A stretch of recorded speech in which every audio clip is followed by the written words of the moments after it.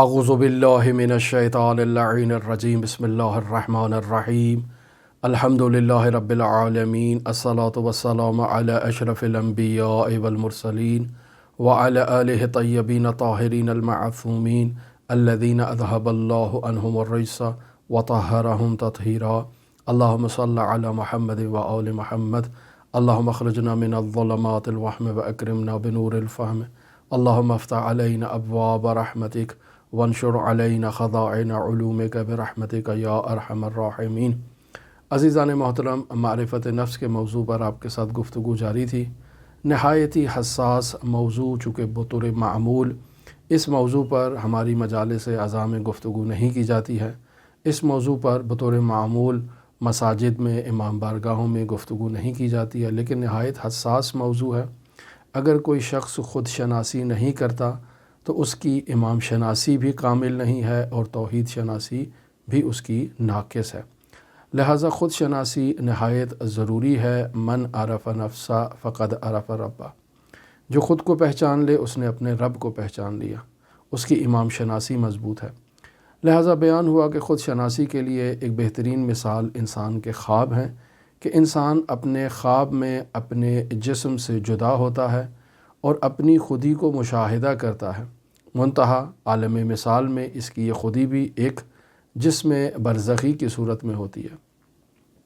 لہٰذا انسان مافوق زمان و مکان اپنی خودی کو مشاہدہ کرتا ہے، کہ جو عالم مادہ سے مافوق عالم میں موجود ہے اور عالم مادہ کے آثار کی محتاج نہیں ہے۔ بیان ہوا خواب کی کیفیت اور خواب کی اقسام۔ خواب، اس کے بارے میں رؤیائے حق آپ کی خدمت میں بیان کیا کہ انسان کا نفس ناطقہ جب سوتا ہے تو عالم ما فوق مادہ سے انسان کے نفس کا رابطہ قائم ہوتا ہے،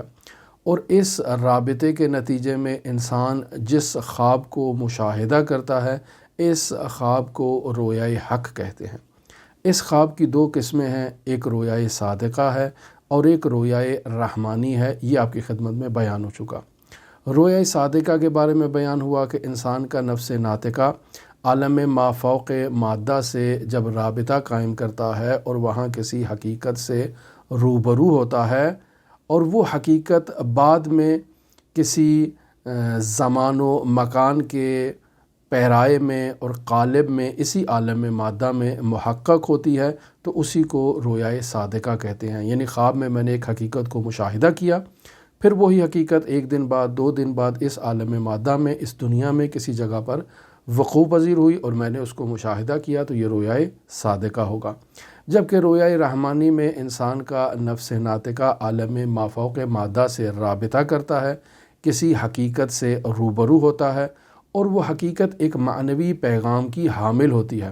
اور ایسا بھی ممکن ہے کہ یہ معنوی پیغام انسان کی قوہ مخیلہ میں جب منتقل ہوتا ہے تو وہاں کسی مناسب معنوی صورت میں ظاہر ہو۔ جیسے مثال دی کہ حضرت ابراہیم علیہ نبینا و علیہ الاف و تحیت و ثنا نے حضرت اسماعیل علیہ نبینا و علیہ الاف و تحیت و ثنا کو ذبح کرتے ہوئے مشاہدہ کیا، اور پھر اس خواب کی تعبیر کو رؤیائے صادقہ میں تبدیل کیا۔ لہٰذا سچے خواب آپ کی خدمت میں بیان ہوئے، ان کے اسباب یہ بھی بیان ہوئے کہ انسان جب عالم مادہ سے مافوق عالم سے رابطہ قائم کرتا ہے تو وہ واقعہ کہ جو کسی مخصوص وقت، کسی مخصوص زمانے میں، کسی مخصوص مقام پر بعد میں واقعہ ہونا ہے، اس واقعے کو جب اس عالم رؤیا میں مشاہدہ کرتا ہے تو در حقیقت وہ اس عالم رؤیا میں وہ چیز پہلے سے بصورت جامع موجود تھی جسے اس نے عالم رؤیا میں مشاہدہ کیا ہے۔ یعنی خداوند متعال نے اپنے امر کو تمام اپنی موجودات مخلوقات جو پہلے تھیں، جو ابھی ہیں، جو آئندہ آئیں گی، ان تمام مخلوقات سے متعلق امر کو خداوند متعال نے ایک مرتبہ خلق فرما دیا ہے۔ لہٰذا سورہ قمر کی آیت نمبر 50 میں خداوند متعال ارشاد فرماتا ہے وَمَا أَمْرُنَا إِلَّا وَاحِدَةٌ، کہ ہماری ایجاد دفعی ہے، ہمارا امر تکوینی واحد ہے، اور اس میں تعدد نہیں ہے، ایسا نہیں ہے کہ بار بار وہ امر جو ہے وہ تکرار ہو رہا ہے اور ایجاد کا کام ہو رہا ہے، نہیں، ایک دفعہ جو ہو چکا وہ ہو چکا، وہ امر واحد ہے۔ اب اس امر واحد کو اس عالم میں انسان مشاہدہ کرتا ہے مختلف صورتوں میں۔ یہاں سوال ہوا کہ پھر تو انسان مجبور ہو گیا کہ جو امر واحد میں خداوند متعال نے انسان کے مقدر میں لکھ دیا، اس لوح محفوظ پر انسان نے اسی کو انجام دینا ہے، اور یہ انسان اب اس کام کو انجام دینے پر مجبور ہے۔ تو کہا نہیں، خداوند متعال نے انسان کی صلاحیتوں، انسان کی سوچ، انسان کے ارادے، انسان کے اختیار کے علم کے مطابق جو انسان نے کام انجام دینا تھا، اس کو امر واحد کے تحت خداوند متعال نے وہاں مقرر اور مرقوم فرما دیا ہے۔ انسان اس دنیا میں اس کام کو اپنے اختیار کے ساتھ، اپنے ارادے کے ساتھ، اپنی مرضی کے ساتھ اس کام کو انجام دیتا ہے۔ پھر نہایت اہم موضوع یہی مرحوم آیت اللہ حسن زادہ آمولی سے بھی بطور معید بیان ہوا کہ عیون مسائل نفس میں آیت اللہ حسن زادہ آمولی کہتے ہیں کہ قوہ عاقلہ دیار مرسلات سے اور کلیات نوریہ سے حقائق کو دریافت کرتی ہے۔ پھر جب انسان ان حقائق کو ان دیار مرسلات سے دریافت کرتا ہے تو ان حقائق کا مقام کم ہوئے بغیر خود سے نچلے مقام پر تنزل کرتے ہیں، اور ہر مقام کا ایک اپنا علیحدہ خاص حکم ہوتا ہے۔ پھر جب یہ تنزل کرتے ہیں تو اس تنزل کے باوجود یہ عالم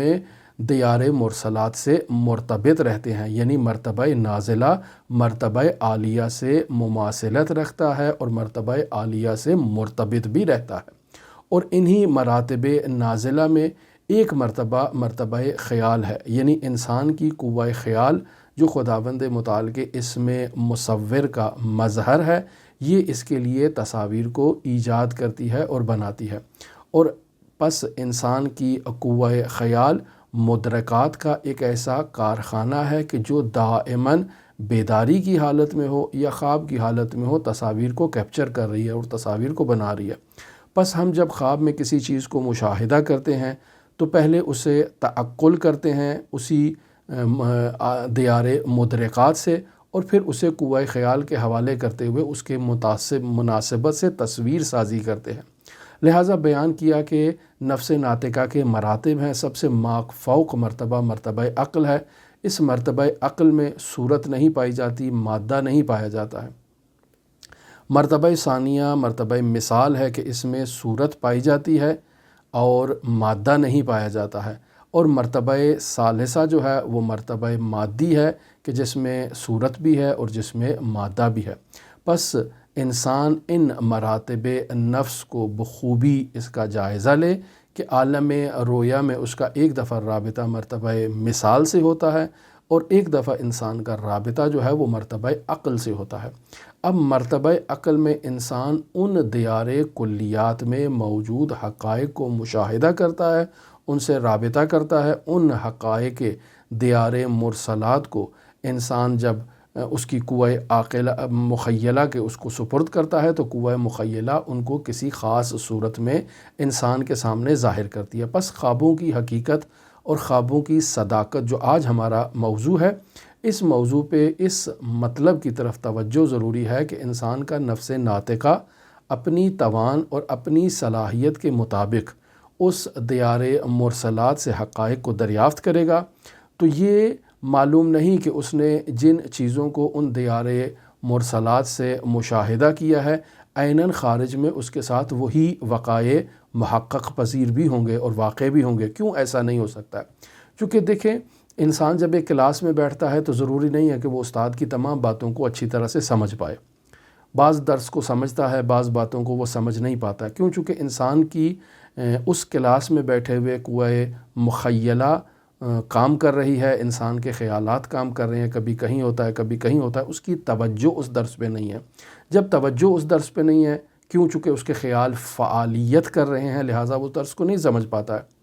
عالم رؤیا میں جب انسان جاتا ہے تو اس کا بدن یہاں پر ہے، لیکن وہاں اس کے مخیلات آزاد ہیں، وہاں انسان کچھ چیز بھی خیال کر سکتا ہے، کوئی چیز بھی اپنے وہمیات میں لا سکتا ہے، چونکہ اس کی روح اس بدن سے قبض ہو چکی ہے، روح اس بدن سے جدا ہو چکی ہے۔ اب وہاں وہ اس کی قوہ مخیلہ اور اس کے وہمیات آزاد ہیں، اور وہاں وہ اچھی طرح سے جاولان کر سکتے ہیں۔ لہٰذا وہاں وہ جن چیزوں کو مشاہدہ کرے گا، جن صورتوں کو مشاہدہ کرے گا، وہ ضروری نہیں ہے کہ اس عالم مادہ میں بھی ظاہر ہوں اس کے لیے۔ لہٰذا ایک معبر جب کسی خواب کی تعبیر کرنا چاہتا ہے تو اس کے لیے یہ ضروری ہے کہ وہ انسان کے ذہن میں آنے والے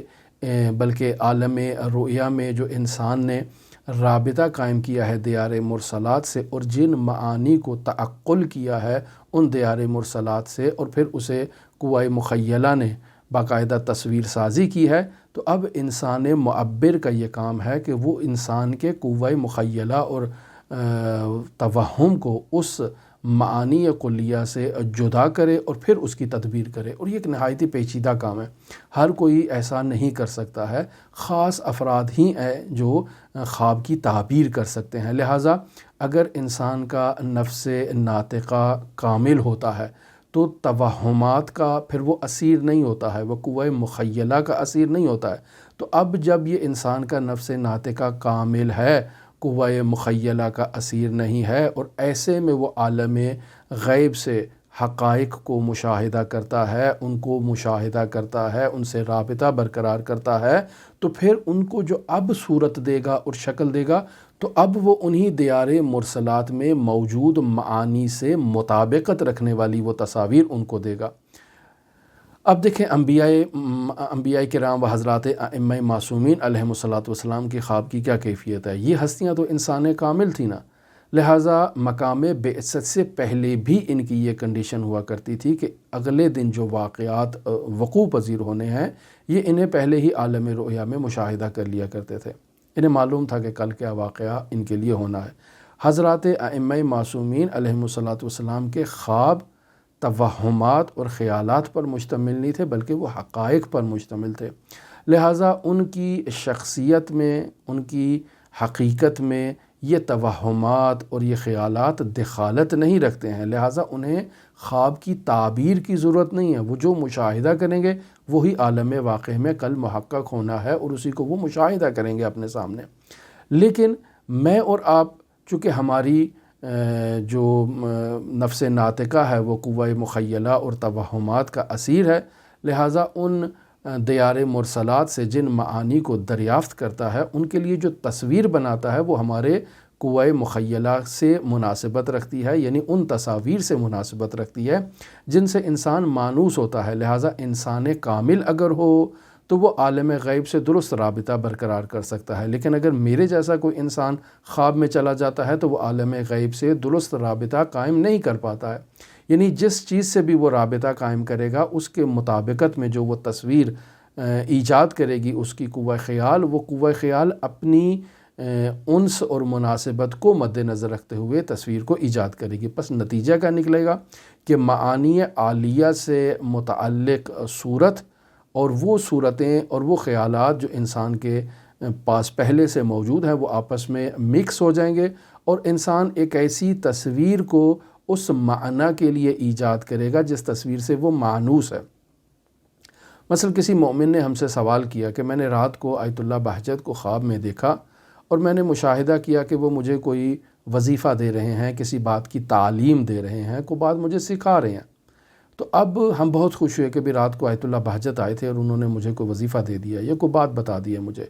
تو اس کی بنیادی وجہ یہ ہے کہ ہم سو رہے ہیں اور ہمارا نفس ناطقہ جب عالم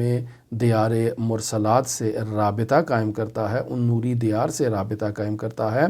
تو وہ خیال جو اس نے اس دیار مرسلات سے چیز جس کو اخذ کیا ہے اس کو اس نے ایک صورت دینی ہے۔ کون سی صورت دے گا؟ میرے وجود میں جس صورت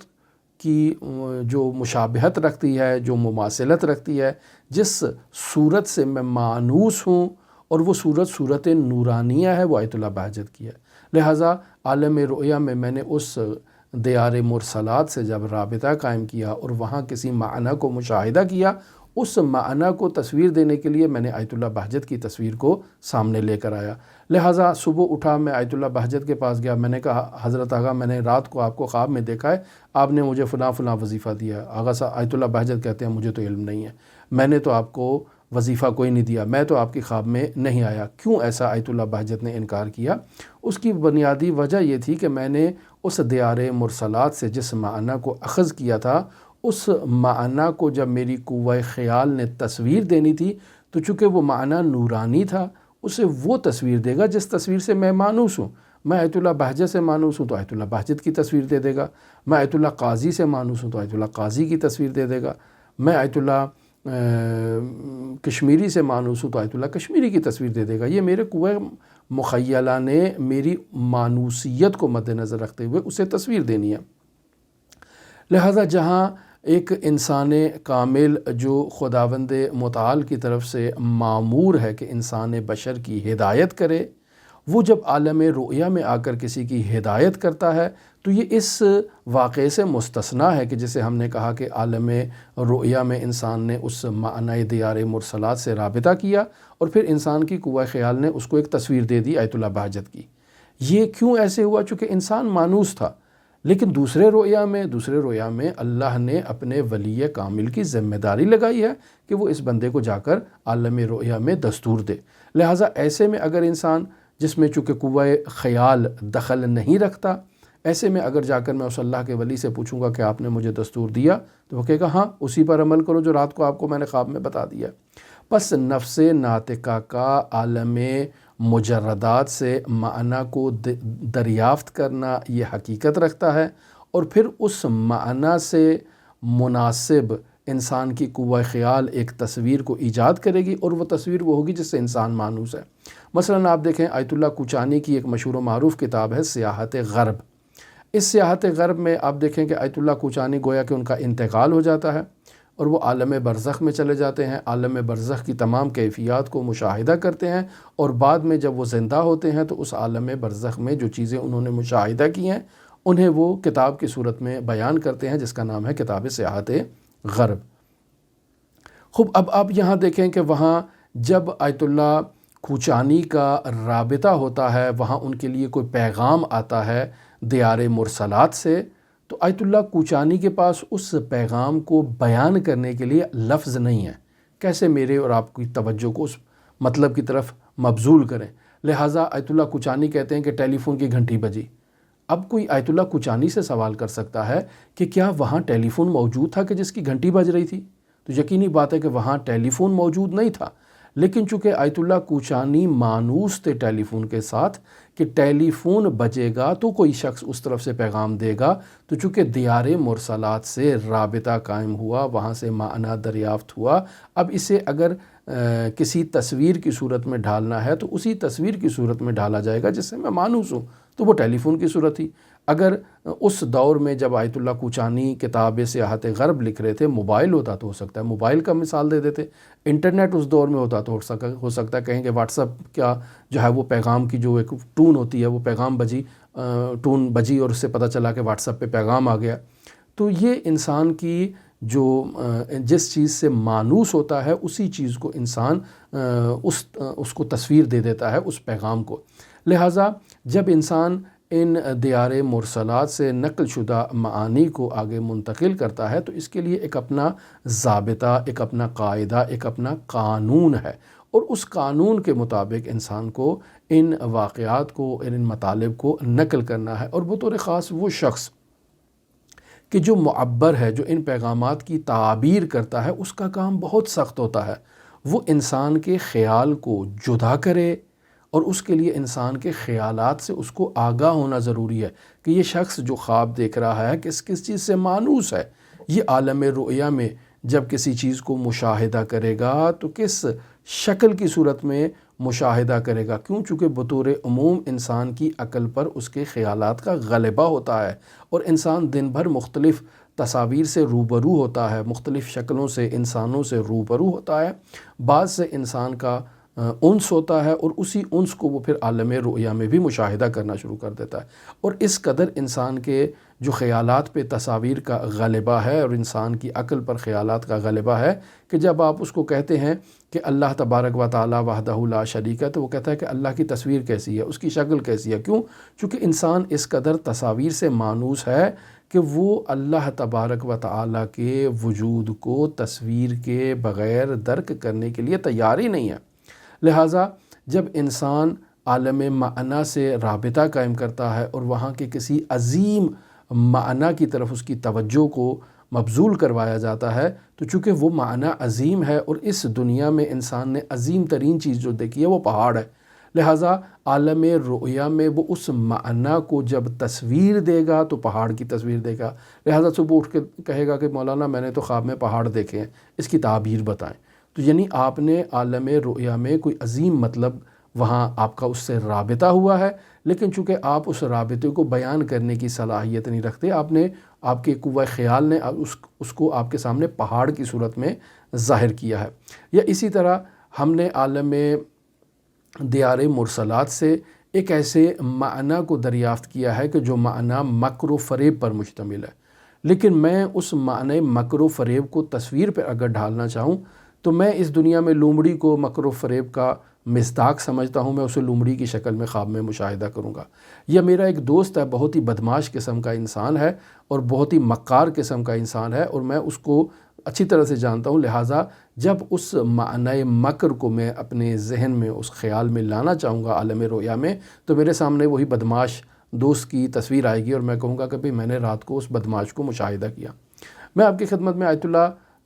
تقی آملی، یعنی شیخ محمد تقی آملی، جنہیں مجتہد تہرانی کہتے تھے مرحوم قاضی، ان کے خواب آپ کی خدمت میں بیان کر چکا ہوں کہ عالم رؤیا میں وہ مشاہدہ کرتے ہیں کہ شیطان سے ان کی جھڑپ ہو جاتی ہے، لڑائی ہو جاتی ہے، آپس میں خوب ایک دوسرے کی جو ہے نا وہ ایک دوسرے کے ساتھ اچھی طرح سے دست گریبان ہوتے ہیں۔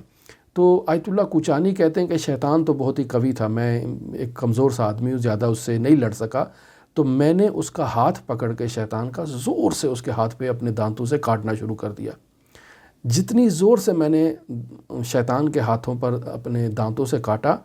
تو فوراً ایک ایسا درد مجھے اپنے بدن میں محسوس ہوا اور میں خواب سے بیدار ہو گیا۔ تو کیا مشاہدہ کرتا ہوں کہ میں اپنے ہی ہاتھ کو گویا کہ کاٹ رہا ہوں۔ یا یوں بھی بیان کیا جاتا ہے کہ آیت اللہ تقی آملی مجتہد تہرانی کہتے ہیں کہ عالم رؤیا میں نے شیطان کو مشاہدہ کیا، اس سے میری جھڑپ ہو گئی تو میں اپنی دونوں انگلیاں شیطان کی آنکھوں کے اندر گھسیٹ دیتا ہوں تاکہ اس کو میں اندھا کر دوں آج تک یہ مجھے دیکھ ہی نہ سکے۔ اب درد کی شدت سے بیدار ہوتا ہوں اور کیا متوجہ ہوتا ہوں کہ میں خود اپنی آنکھوں کے اندر انگلیاں کو گھسا رہا ہوں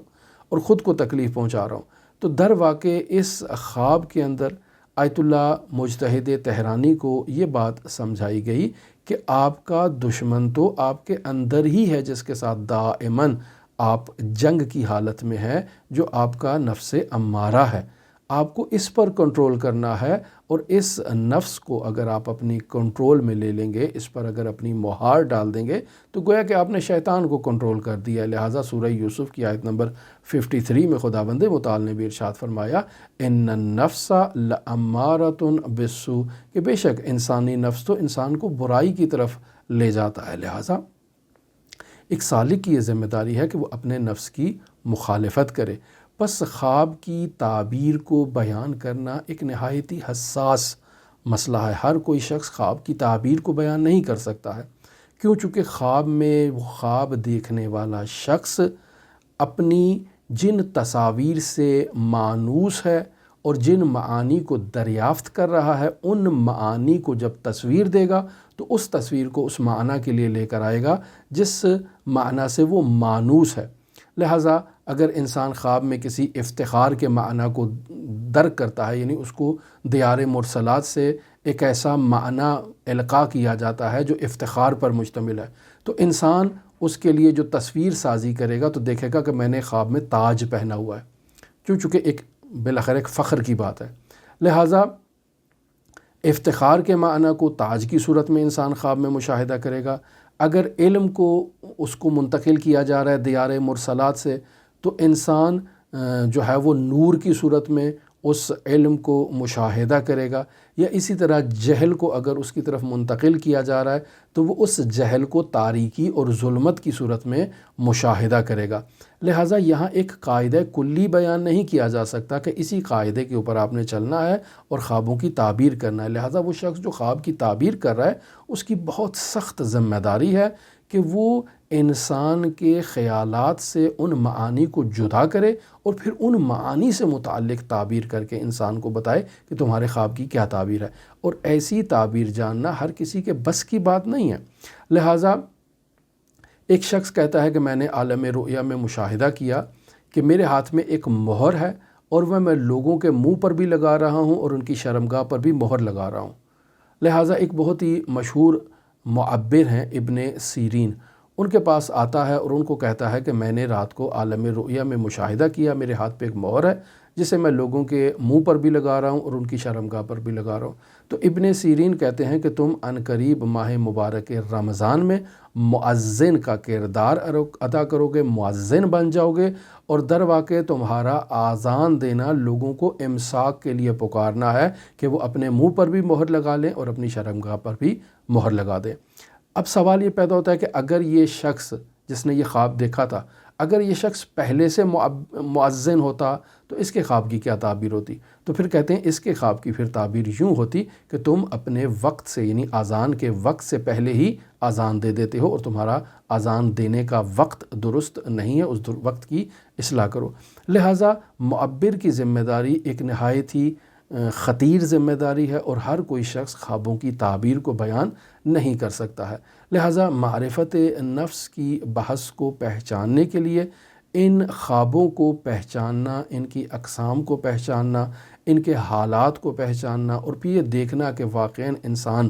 ایک دفعہ مادی ہے، انسان کا نفس ناطقہ چونکہ اس بدن مادی سے متعلق ہے، ایک دفعہ وہ مثالی ہے اور ایک دفعہ وہ عقل ہے، یعنی عقل جہاں صورت بھی موجود نہیں ہے، اور انسان وہاں ان معانی کلیہ کو دیار مرسلات سے اور کلیات نوریہ سے اخذ کرتا ہے۔ اب جب اخذ کرتا ہے اور اسے عالم مثال کی طرف لے کر آتا ہے تو پھر وہاں انسان کی قوہ مخیلہ اس کے لیے تصویر سازی کرتی ہے۔ اگر انسان کامل ہے تو انسان کامل اس کے لیے درست تصویر کا انتخاب کرے گا، اور اگر انسان ناقص ہے تو وہ ان تصاویر کا انتخاب کرے گا جن تصاویر سے وہ مانوس ہے۔ لہٰذا یہاں معبر کی سخت ذمہ داری ہے۔ انبیاء اور ائمہ معصومین علیہم الصلاۃ والسلام کے جو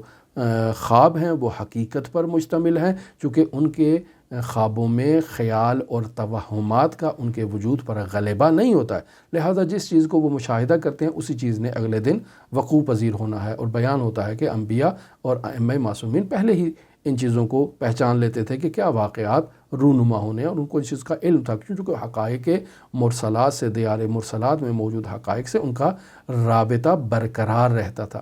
لہٰذا ہماری دعا ہے کہ خداوند متعال ہمیں ان معانی اور ان مطالب کو سمجھنے کی توفیق عطا فرمائے، چونکہ سمجھنا بہت ہی اہم ہے، اور بعد میں اس کے بارے میں قضاوت کی جا سکتی ہے کہ یہ مطلب درست بیان ہوا ہے یا نادرست بیان ہوا ہے۔ آپ تمام عزیزان کے لیے امام علی ابن موسیٰ رضا علیہ الاف و تحیت و ثنا کی نورانی بارگاہ میں نائب الزیارہ بھی ہیں اور دعا گو بھی ہیں۔ اللہم صلی علی محمد و آل محمد وعجل فرج قائم آل محمد۔